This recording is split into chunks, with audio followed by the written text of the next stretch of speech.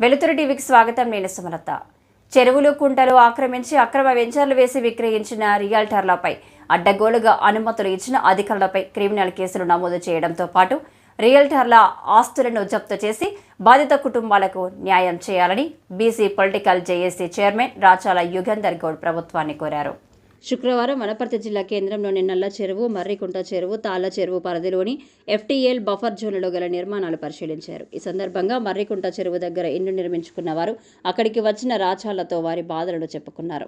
అనంతరం ఆయన మీడియాతో మాట్లాడుతూ హైదరాబాద్ మాదిరి వనపర్తి పరిధిలో కూడా FTL బఫర్ జోన్లలో ఉన్న అక్రమ నిర్మాణాలను కూల్చివేయడం ప్రారంభించారని, ప్రభుత్వ చర్యలను స్వాగతిస్తున్నామని, అదే సందర్భంలో ఇండ్లు, ఫ్లాట్లు కోల్పోతున్న పేద ప్రజలకు ప్రత్యామ్నాయం చూపాలన్నారు.